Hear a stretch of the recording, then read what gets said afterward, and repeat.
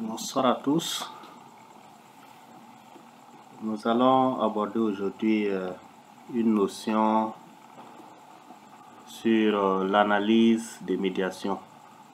Comme vous le voyez, nous avons une base de données. Nous voulons tester la relation entre les services fournis et la fidélité du client.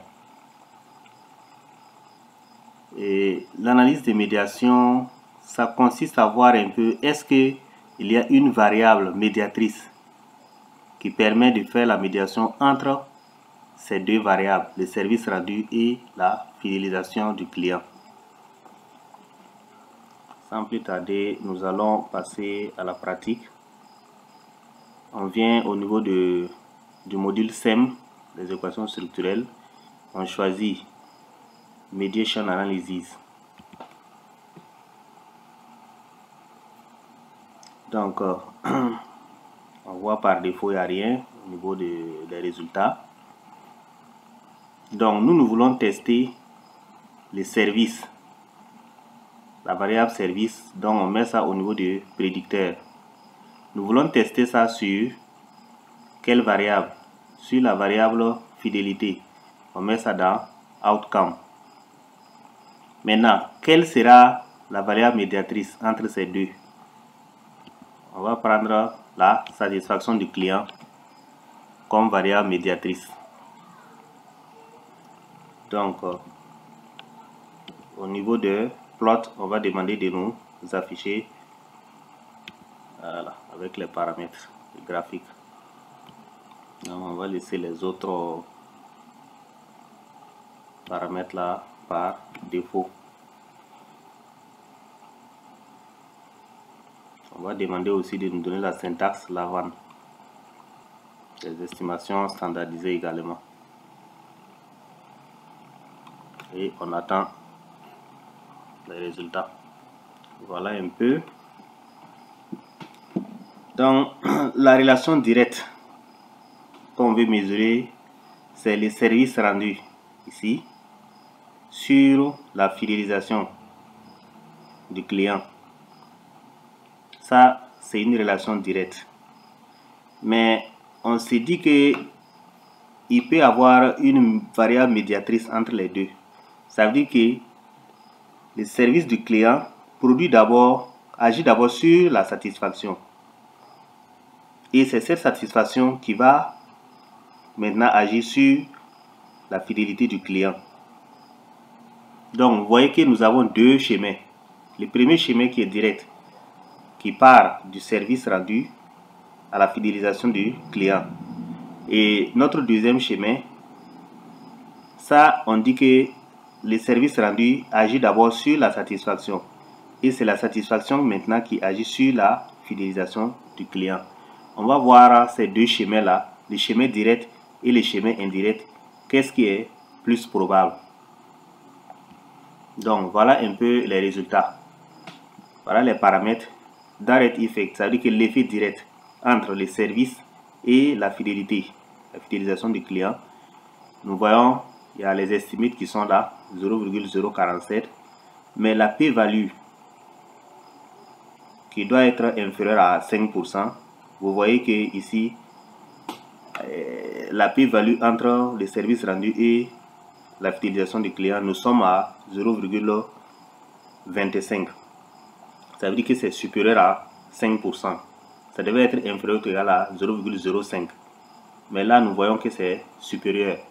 Ça veut dire qu'il n'y a pas de relation directe entre les services rendus et la fidélisation du client.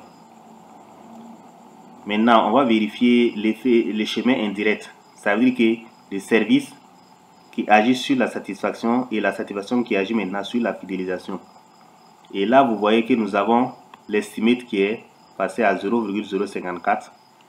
Et cette fois-ci, la p-value, ici, la valeur du p là, est égale à 0,012. C'est bien inférieur à 5%. Donc, c'est ce schéma-là qui est plus probable. Ça veut dire que la relation entre le service et la fidélité du client passe par le biais de la satisfaction. Il y a une variable médiatrice. Ça, on appelle ça une variable médiatrice. Nous verrons prochainement ce qu'on appelle une variable modératrice. Voilà. Ça, c'est la médiation que la satisfaction fait entre ces deux variables. Voilà. Donc, voilà un peu. C'est ce schéma service rendu qui agit sur la satisfaction du client, qui agit maintenant sur la fidélisation. Voilà. Et si on devait faire ça directement avec la syntaxe Lavan, on pouvait venir ici et faire comme la dernière fois. La vidéo sur l'introduction aux équations structurelles, l'aperçu aux équations structurelles, on pouvait directement venir ici, comme on l'avait fait, en prenant nos hypothèses. Voilà nos hypothèses. Et là, ça allait nous donner exactement la même syntaxe. Et on allait exécuter dans SEM ici. Ça allait nous produire les mêmes graphiques avec les mêmes résultats ici. Donc ça, c'était vraiment un exemple que je voulais partager avec vous pour dire que ce n'est pas uniquement dans le domaine des sciences sociales qu'on peut utiliser la méthode de modélisation par équation structurelle. Même dans les sciences de l'agronomie, on peut prendre d'autres variables telles que les sols, voilà, les types de sols, la pluviométrie et les intrants qu'on applique. On peut trouver chaque fois en tout cas des relations entre toutes ces variables, tous ces paramètres-là pour pouvoir en tout cas tester notre modèle théorique, notre cadre théorique et avoir les résultats là de façon simultanée. Il ne serait pas long. Je vais m'arrêter ici pour aujourd'hui. Et souvent, on peut avoir plusieurs variables médiatrices. Ça veut dire qu'en plus de la satisfaction, il peut y avoir encore d'autres schémas. Une autre variable médiatrice qui intervient, en tout cas, entre ces relations. Mais si on prenait par exemple la méthode traditionnelle d'analyse des tests d'hypothèse, on allait se limiter. Comme je l'ai dit la dernière fois, on allait isoler ces schémas pour tester la relation entre les services et puis la fidélité. L'effet direct là, on allait isoler ça et puis faire les tests d'hypothèse pour trouver que la p-value est supérieure à 5%. Et puis bon, du coup, bon, on allait conclure alors qu'il pouvait avoir une variable médiatrice ou bien une variable modératrice même, et pourquoi pas même une combinaison des deux. Parce qu'on peut avoir aussi, entre ces variables médiatrices là, il peut avoir une variable modératrice par exemple ici, qui agit sur cette relation là entre le service rendu et la satisfaction. On peut avoir une variable médiatrice qui agit sur cette relation et vice versa, une variable médiatrice qui agit sur la relation directe et ainsi de suite. Donc en tout cas, ça c'est tout juste pour introduire la notion. Et on s'excuse auprès de tous ceux qui avaient manifesté leur intérêt par rapport à la formation qui devait avoir lieu aujourd'hui et qu'on a dû annuler, en tout cas indépendamment de notre volonté. En tout cas, on va vous revenir si on pourra tenir la formation la semaine prochaine, le samedi à venir.